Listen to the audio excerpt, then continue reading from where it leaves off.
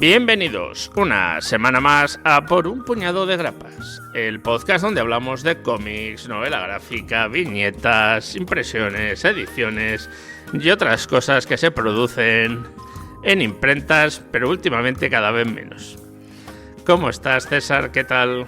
Muy bien, aquí estamos una vez más. Yo creo que se producen cada vez más, pero precisamente de eso es de lo que vamos a hablar hoy. A ver, ¿se producen más? Sí. Pero a la vez, lo digo porque cada vez también hay más gente que lee las cosas en formato digital, hombre. Eso también puede ser. Yo creo que en el mundo del cómic no tanto. En los libros sí, pero en el cómic... Si cuentas lo pirata... Si cuentas lo pirata sale mucho. No sé yo, no creo que se lea tanto digital. Hace falta... más tecnología y es menos agradecido leer cómic en digital. Seguramente, sí. Pues sí, hoy va a ser un programa, iba a decir un problema, pero pero quería decir programa especial. En el que vamos a hablar de pues dos cosas que han sucedido a la vez en España y en Estados Unidos. Una se veía venir desde hacía tiempo, que es la estadounidense, y la otra pues ha pillado un poco como por sorpresa, aunque si miramos la vista atrás también podemos percatarnos de que era un poco algo que podía suceder fácilmente, ¿no? Y estamos hablando del cierre en España de la editorial de cómics ECC, que era la que era sobre todo conocida porque era la que traducía y editaba los cómics de DC en España, aunque también luego tenía otras líneas y tenía bastante manga y tal. Y el cierre de no una editorial, pero sí una distribuidora, la distribuidora más grande en Estados Unidos y seguramente también del mundo mundial, debido a una revista que se llamaba La Preview, un catálogo donde podías pedir en cualquier parte del mundo. Y exactamente no ha cerrado el Diamond, que se llama Diamond Comics Distributors, pero sí que está en bancarrota, está en un proceso de bancarrota. Entonces, ha vendido una parte de su negocio y está reestructurándose, esa famosa palabra que se utiliza, reestructurarse. Bueno, el caso de CC yo creo que es parecido, ¿eh? O sea, lo que se sabe hasta el momento es que también está pues en proceso o en concurso de acreedores, sí, o en proceso de estarlo. Pero bueno, pues lo que pasa como en todas las empresas. Claro, pero esto es distinto, porque es algo muy anglosajón esto, ¿vale? También se da en Inglaterra. Lo de entrar hay distintas formas de bancarrota, ¿no? Y entonces tú entras en una que en realidad no es que quieras vender la empresa, es que vas a reestructurarla, puedes vender partes de ella, y luego tú te quedas con el resto de la empresa y reordenas la deuda que tengas y tal. Y en el caso de ECC creo que es que ya lo que es... A lo mejor no todo, pero lo que es, porque ya lo más importante o lo más conocido es que ha vendido o alguien se ha quedado con los derechos en España de DC. Sí. Eso es. Yo creo que esto también pues, nos sirve un poco para salirnos de nuestra tónica habitual de comentar un cómic cada 15 días y salirnos con un podcast especial en el que podamos hablar un poco pues, de estas cosas que han pasado, que son muy morbosas, pero también de un poco la situación del cómic y el futuro que le vemos a la industria editorial desde nuestra posición de lectores y consumidores, ¿no? Que van a la tienda y que van al catálogo y ven lo que se publica y ven a lo que llegan y a lo que no. Efectivamente. Pues sí, la verdad es que ECC fue un poco, pues si no os habéis enterado cómo pasó, fue todo un poco por sorpresa. Un día, creo que fue Akira Comics, manda una carta diciendo que deja de tener stock de ECC por discrepancias económicas. Y así empieza a salir mucha gente que empieza a decir, pues a mí no me está llegando, a mí no me envían, hasta que ya ECC manda a ellos un un comunicado en el que explican que pues que entran en concurso de acreedores y que ya no va a haber más reposiciones de cómics ni se va a editar los tomos que falten, con lo cual, sobre todo en el lado de manga, hay gente que se ha quedado muy deprimida porque hay un par de ellos que estaban a un volumen, a un tomo de acabar la colección. O sea, se acababa ya el manga, lo cual tiene que ser doloroso. Porque encima en el momento, porque si cabe la suerte de que alguien lo retomara, que es muy difícil que alguien retome una línea en la que ya está todo publicado menos un tomo, va a ser distinto. Y si al final te toca comprarte la edición inglesa o la edición de no sé dónde, pues va a ser todavía más distinto, ¿no? Entonces, pues eso ha sido más doloroso. En DC, pues ya sabemos un poco la resolución, y es que Panini Comics también se queda con DC, ¿no? Ahora va a hacer los dos grandes.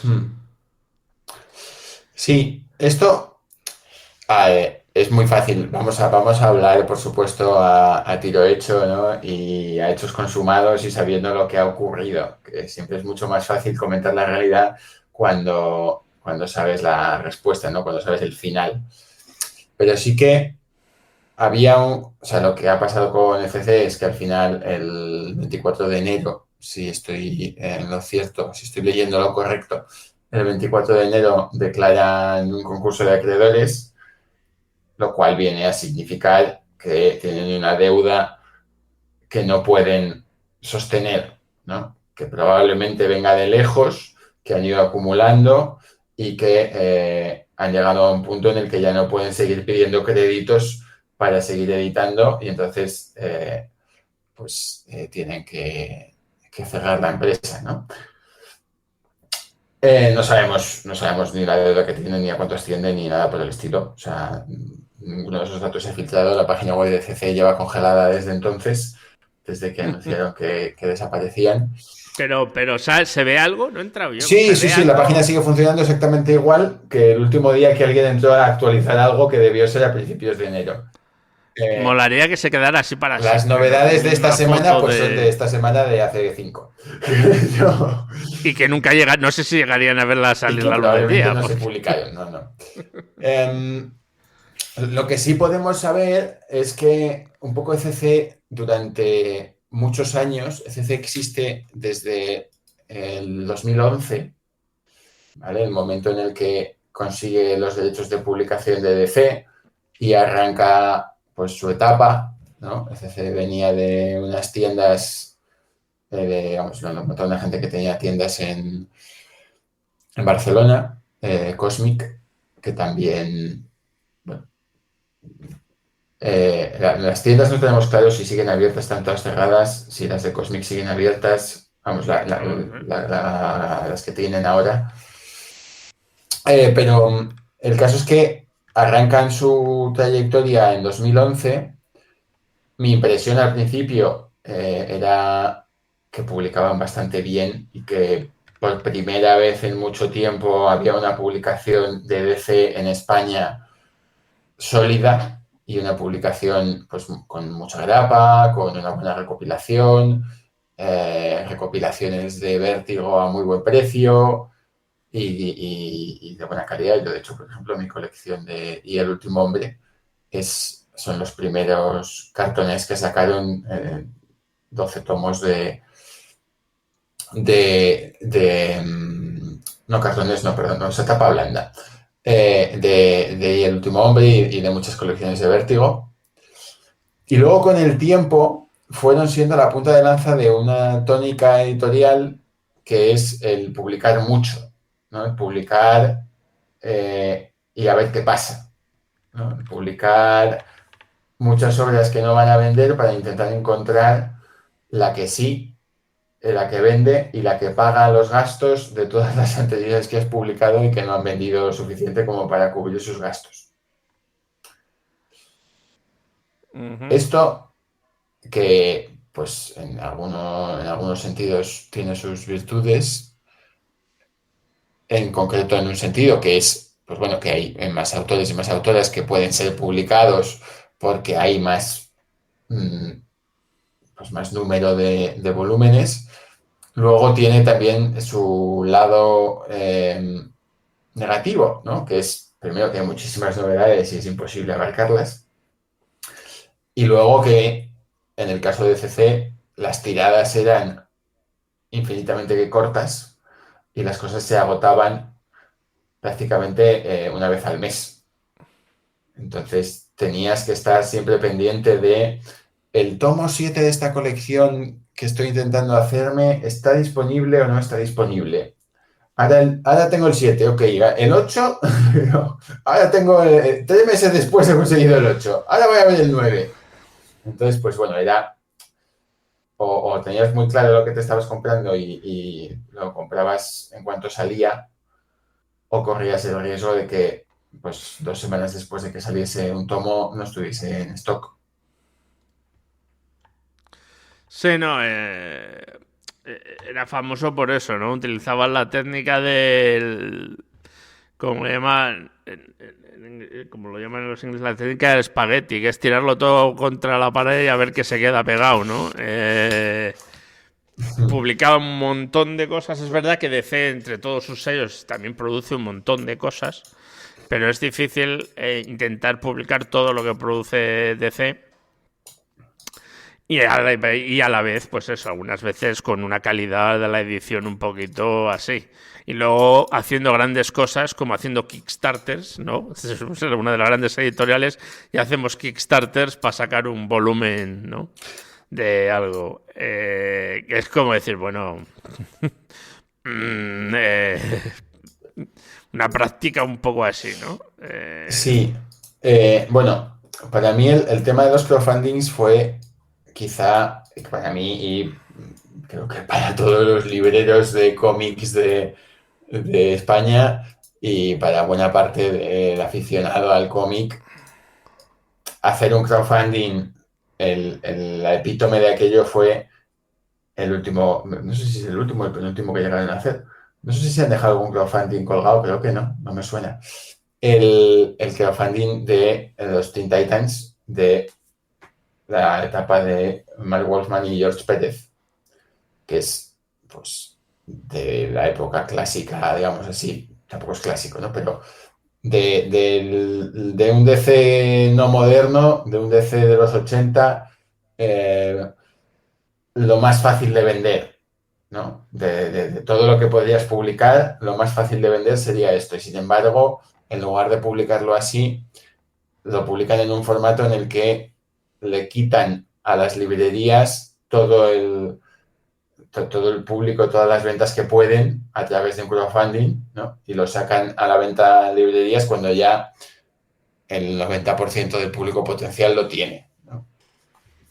En su defensa, sí que podemos decir que no sabemos realmente qué les obligaba a publicar DC, porque es verdad que publicaban una cantidad de purria de Batman que no sé si se compraba alguien, porque claro, es que no sé si alguien se puede comprar 5 números de Batman al mes, incluidos especiales y series y series Por mucho que te paralelas. guste Batman, eso tiene que ser un hartazo, ¿eh? La cosa es como O sea, se pueden contar 5 historias de Batman al mes.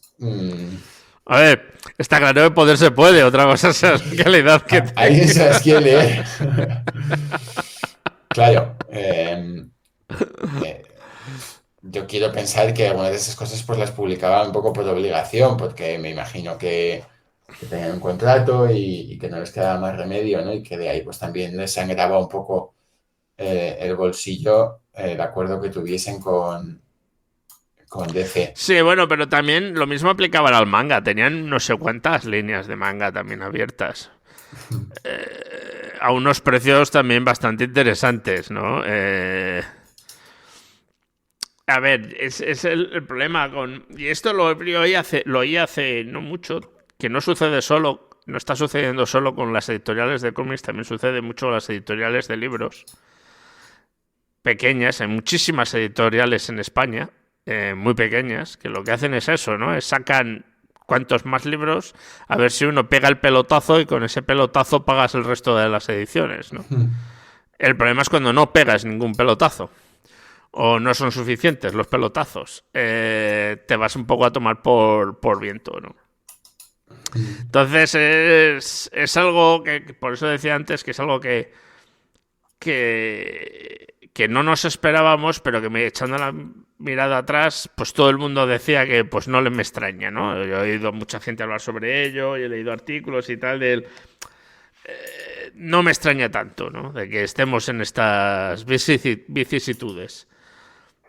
Y luego, pues es eso, la espera es, ya sabemos, ¿no? La solución fácil, DC se va a Panini. Panini ahora es el monopolio de los monopolios, ¿no? El monopolio de los cómics, que es Marvel y DC, pues ahora es el monopolio de los monopolios, ¿no? Porque ahora es el que lleva las dos grandes líneas editoriales de cómics.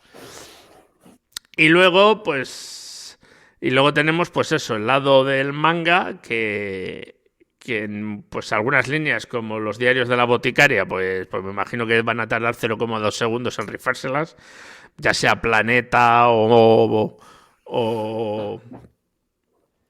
esta, joder, no me sale ahora el nombre, la catalana. Norma o alguna que haya por ahí, pues tienen la capacidad de bolsillo de poder comprarlo cuando quieran y como quieran, ¿no? Porque es un auténtico exitazo y arrasan, y todavía queda tirada. Y hay otras, pues eso, ¿no? Que seguramente caerán en el olvido, y pues como lo de Junji Ito, que también lo llevaba a ellos, pues no creo que haya muchos problemas en que otra editorial lo coja y lo vuelva a publicar, porque el problema es eso, y que ahora mismo, pues si estabas comprándote una edición de algo y te faltaba un número, la dificultad de encontrar esos números va a ser, si antes era difícil, pues ahora va a ser casi imposible. Y los precios, me da a mí, en eBay, en estos sitios, pues a lo mejor se disparan un poco, ¿no? Pero bueno. Sí. Bueno, se disparan un poco en las colecciones en las que se pueden disparar, ¿no? Hay otras en las que se van a quedar colgadas inevitablemente, ¿no? Sí, eso está claro. Las que estén acabadas, pues va a subir mucho más el precio que las que estén ahí perdidas de la mano. Se queden a mitad perdidas de la mano de Dios. Sí. A ver, el hecho de que Panini vaya a publicar las dos grandes editoriales siempre es preocupante.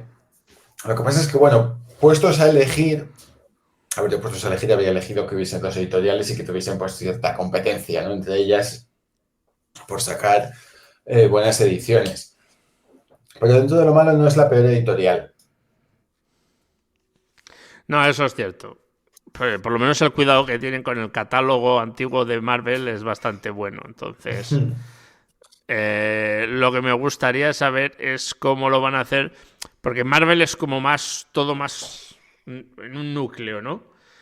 Mientras que DC tienes la línea normal de DC, tienes el Black Label, tienes las fumadas de DC sobre un personaje que son, ¿no? Pues como el White Knight o cosas de estas, ¿no? Que no es el canon de DC, ¿no? No es la línea temporal correcta, o canon de DC. Y van saliendo, ¿no? Esas visiones que tienen ciertos creadores sobre uno de sus personajes estrella.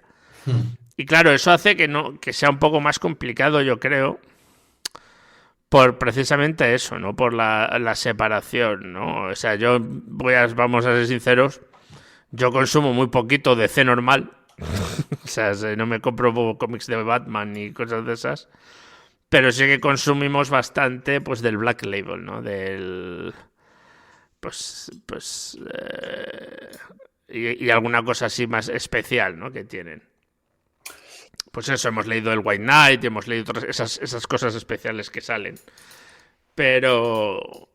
Sí, a ver... Pero es muy difícil eso, ¿no? Ir haciendo una criba en la que solo saca un poco de esto, un poco de esto, un poco de esto, ¿no? Claro, y ahora tiene Vértigo, y ahora va a volver a haber Vértigo nuevo, digamos. No sabemos cómo va a acabar siendo. O sea, tenemos el catálogo editorial que ha publicado Panini, pero ese catálogo, mi impresión es que es un poco pues un ensayo-error, ¿no? O sea, van a probar a sacar una serie de líneas y de colecciones, Sí. con algunas cositas que que seguramente vendan bien, otras que van a probar a ver si venden bien y tendremos pues una época a lo mejor inicial de prueba de formatos, de prueba de líneas, de frecuencia también de publicación, de volumen y demás. La ventaja es que históricamente lo que podemos ver en Panini, y esto ha cambiado recientemente porque, bueno, Panini ya no funciona exactamente igual que como funcionaba hace unos años. Desde hace tiempo el trabajo, digamos, de Panini en toda Europa se ha ido unificando, especialmente acercándose a lo que hacen en Italia. Entonces eso ha cambiado un poquito algunas cosas, pero en general mantienen una serie de formatos y una manera de publicar que es constante y consistente. Que tiene ventajas e inconvenientes, pero que puedes tener cierta confianza de que si empiezas una colección, por ejemplo, yo empecé a comprarme me parece que se llaman Marvel Premier de Amanecer de X, que es toda la etapa de Jonathan Hickman en los X-Men, y lo hice con tranquilidad, pensando, bueno, esto es Panini, lleva muchos años en esto, sé que me voy a poder leer toda esta colección, que a día de hoy me parece que van ya por los 20 tomos publicados, más de 20, sí, muchos más de 20, yo creo que a lo mejor estamos en 30 ya, entre Amanecer de X y ahora Reinado de X y luego tienen que seguir, son todas las colecciones y sale un tomo al mes. Esto en ECC no lo habría empezado, vamos, ni borracho, borrachísimo. Tendría que estar para empezarme esto en una editorial que cada 3 años te cambiaba el Sandman de formato. Eso te iba a decir, yo justo estaba pensando en el Sandman, que cambió más que vamos. Claro, Es una esperar cosa... ¿Y que hizo cuántas versiones de The Watchmen? eso. Cada mes salía una versión nueva de Watchmen, ¿no? Una época que...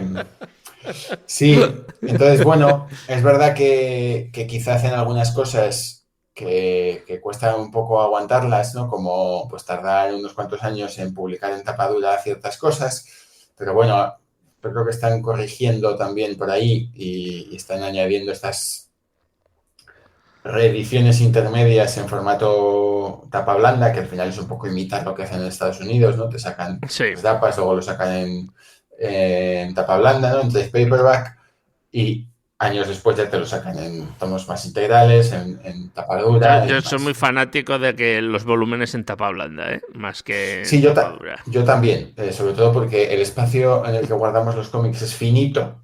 El, Efectivamente, y el peso que aguantan las baldas también. el precio del suelo en Madrid está muy caro.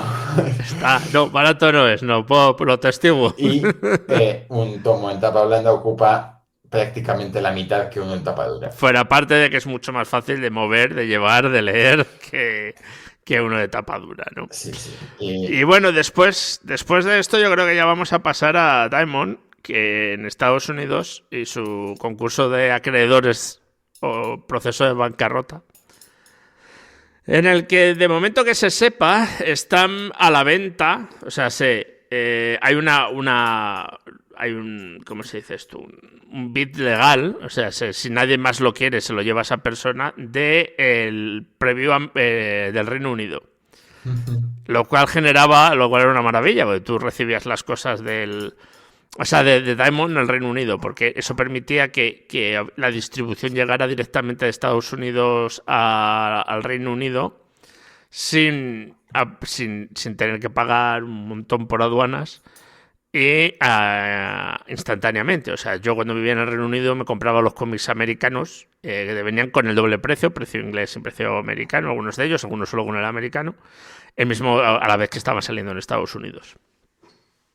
Pero esa parte se han vendido. Sé que también tiene una parte de juegos de cartas que también están a ver si la venden. Y hay algunas cosas más. Y luego, una vez hecho eso, pues lo que quieren es redistribuirse. ¿Por qué viene el gran problema de Diamond? Porque Diamond era el distribuidor de Marvel y de DC en Estados Unidos. Y hay un momento que no sé si se sale primero Marvel y luego DC o viceversa, de eso ya sí que no me acuerdo, pero se acaban saliendo las dos y les dicen, no, vamos a montar nuestras propias distribuidoras. Producimos lo suficiente y tenemos la fuerza suficiente como para distribuir esto. Eso fue un golpe letal para Diamond, que todos lo vimos. Seguía distribuyendo la miriada de pequeños sellos y de editoriales que hay en Estados Unidos. Además de distribuir, pues yo creo que toda figurilla, carta, memorabilia, póster que se produzca en Estados Unidos del mundo friki, lo movían ellos. ¿Y esto cómo afecta a Europa? Pues directamente no mucho, a no ser que comprarais cómics americanos, que yo de vez en cuando, por ejemplo, lo hacía, compraba las ediciones americanas, sobre todo para no comprar las ediciones de CC. Porque además es que son más baratas. Ahí al ojo, más barato comprarte el cómic estadounidense que comprarte el cómic de CC. Eso ya debería decirlo todo. Pero sí que va a afectar pues a la gente, pues eso, al mundo del merchandising, porque movían un montón de merchandising. O sea, yo me acuerdo cuando hace años, porque ya no la miro desde hace un montón, la Previews, que era el catálogo que se ve, se generaba no sé con cuántos meses de antelación, además era lo de la Previews. Con 3 meses, si no me equivoco. 3 meses era así. Y entonces tú veías la Previews y decías, pues me gusta esto. Y entonces tu librero de confianza te pedía las cosas y a los 3 meses te llegaban de Estados Unidos, ¿no?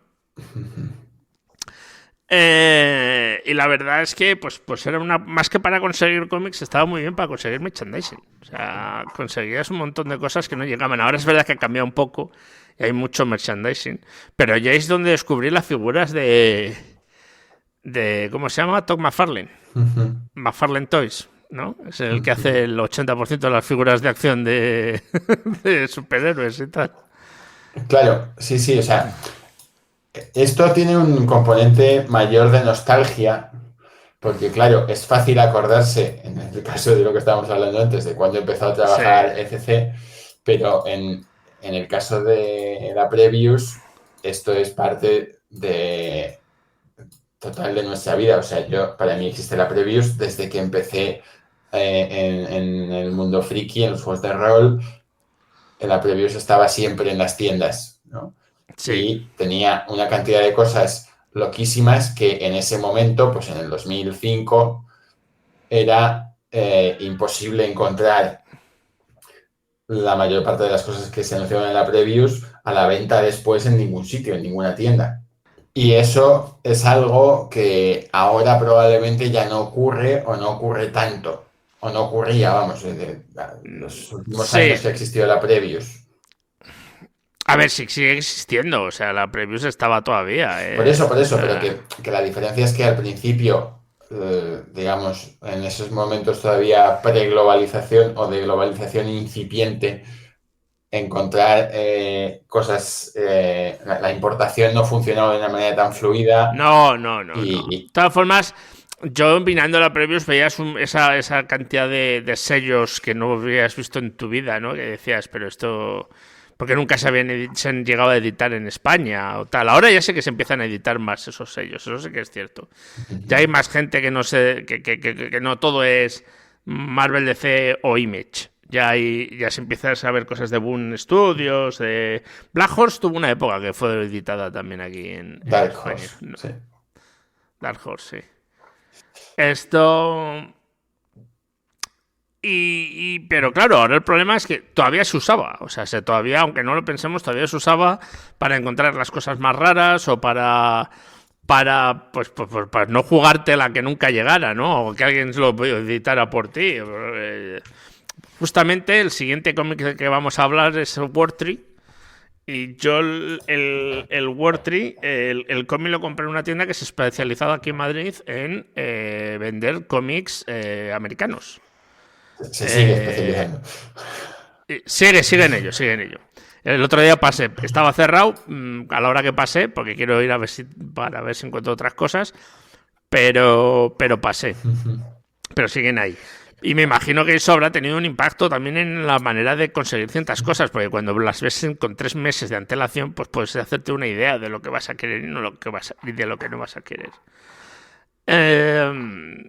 También es cierto que ahora hay más canales para encontrar cómics, ¿no? No era como antes para traerlos de Estados Unidos. Y que el merchandising, pues que es un mundo que ya hay muchísimos distribuidores que traen cosas directamente de Estados Unidos o de Japón y ya las venden directamente. Ha habido una explosión de cultura geek, friki, que no había en los tiempos mozos, ¿no? Y entonces, pues eso también ayuda a que haya una importación directa, ¿no? Ahora con lo que está pasando en el mundo, pues a lo mejor se jode, ¿no? Los precios se disparan. Pero sí, es un tema. Pero es curioso, ¿no? Hablando de esto, pues ese contraste, ¿no? Entre una editorial que se va al carajo porque no es capaz de seguir el ritmo, o por precisamente intentar seguir el ritmo, mientras que un distribuidor se va al carajo porque los dos grandes sellos le dicen hasta adiós. Sí, claro, y luego eso tiene también un impacto, porque, bueno, pues por cosas de cómo funciona el capitalismo, ¿no? Al final, la Previous funcionaba como un sistema de distribución para las grandes editoriales, pero también ahí, ¿no? Se agarraban y anidaban las pequeñas editoriales, los sellos independientes y muchas publicaciones que, de hecho, su subsistencia dependía precisamente de aparecer en un catálogo, porque la realidad es que en Estados Unidos se publica tal cantidad de cómics, o sea, entrar en una tienda de cómics en Estados Unidos implica que básicamente el espacio normal que tiene una tienda de cómics, no las más grandes, ¿no? Pero una tienda de cómics de barrio,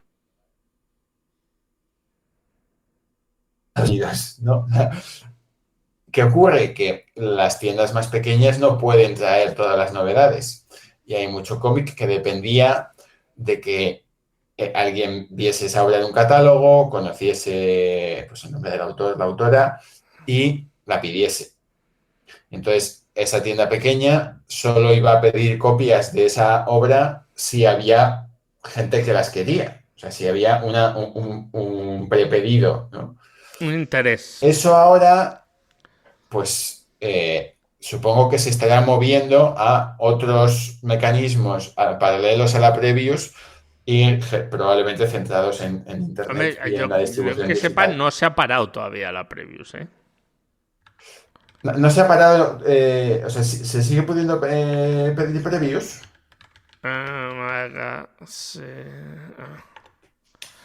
Justo lo iba a mirar. Sí, desde luego sí, desde luego en Radar Comics se puede pedir la Previews. Esto, publicidad no pagada. Pero sí, si queréis pedir Previews en España, creo que se sigue pudiendo pedir.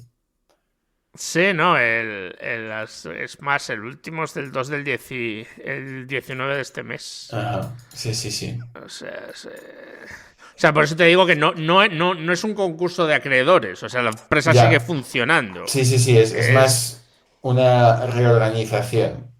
Claro. Bueno, pues si sigue funcionando, todo esto que hemos contado seguirá existiendo. Pasa que es verdad que, pues me imagino que estará que ya no es lo mismo y habrá cosas, porque como por ejemplo te he dicho, la parte de cartas la quieren vender y otras cosas, me imagino que habrá cosas que irán cayéndose del catálogo.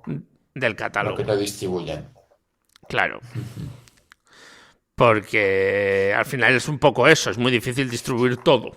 Pero tampoco está mal, porque leerte el catálogo de la Previews es un trabajo. No, era como leerte era abrumador. O sea, había un momento ya no sabes qué estabas viendo. Era como leerte el listín telefónico, ¿no? Hablando de cosas boomers, pues como leerte el listín telefónico, ¿no? Sí, las páginas amarillas, buscar algo en las páginas amarillas. Pero bueno. Y luego esto en relación un poco a cómo está el mundo del cómic actual, ¿no? Que es una conversación que hay y es verdad y que hay una cuestión generacional y nosotros hasta lo vemos en nuestro podcast, en la demografía de nuestro podcast. Y es que la gran parte de la gente que nos escucha está entre los 25 y los 45-50 años. ¿Vale?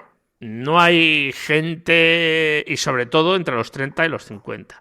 No hay tanta gente de menores de 24 años que escuchen el podcast. Uh-huh. Y creo que tiene que ver con que la mayor ha habido, está sujeta por entre los millennials, ¿no? Un poco los últimos, los más viejos de la generación Z, los millennials, y los boomers más jóvenes. Está sujetada la industria del cómic. Creo que no es lo mismo para el manga, porque yo creo que el manga sí que disfruta de un reconocimiento más juvenil. Y esto, pues creo que hay un poco de boom ahora mismo, un poco de burbuja con respecto al número de editoriales, al número de lo que se publica. Como tú bien decías, se publica ahora más que nunca. Pero creo que hay un poco de burbuja. Y que a lo mejor esto que estamos empezando a ver es un poco eso, ¿no? Al fin y al cabo, Marvel y DC han estado a punto de irse a la porra varias veces, económicamente, y tuvieron que ser rescatadas por cosas que no eran editoriales, precisamente. ¿Vale? Warner en el caso de DC y Disney en el caso de la Marvel, ¿no? A ver, también es que el modelo de cómic destinado a un público adolescente está poco protegido, poco apoyado, poco defendido. Digamos, sí que es verdad que, bueno, pues se intenta desde algunas Casi editoriales llegar con cómics a lugares un poco más populares, vamos a decir, pero normalmente los cómics son caros, especialmente cuando hablamos de una grapa de 24 o de 32 páginas. Las grapas entre la gente joven, eso yo creo que no, claro. ni siquiera se mira. Es más, todas las publicaciones juveniles suelen ser volúmenes. Es un poco mangarizado, ¿no? Son volúmenes, por ejemplo, DC, que saca bastante cómic juvenil, es volumen. Sí que tiene algo de los Teen Titans, que es más finito, pero porque es todavía para un público más infantil. Pero sí que es verdad que no hay mucho. Marvel apenas lo toca, por no decir casi nada. Lo toca y no lo toca, ¿no? Marvel lo que tiene son personajes que están más encaminados a la gente joven, véase Miss Marvel, los campeones y cosas de estas, pero no tiene líneas editoriales solo para ello. Y de las otras, pues ya ni entramos. De las más sí que hay algunas como Scholastic y otras que sí que tienen unas líneas de cómics para críos, pero no hay una continuidad, no hay un... Entonces es muy difícil que... Y la verdad es que incluso esos tienden a parecerse más al manga que el cómic occidental. Sí, y luego pues todas esas colecciones de superhéroes que podrían ir enfocadas a un público adolescente, a un público joven, digamos joven veinteañero, pues en la práctica no van enfocadas a ese público, ¿no? En la práctica son más eso, pues cómics para millennials, ¿no? Para coleccionistas, para...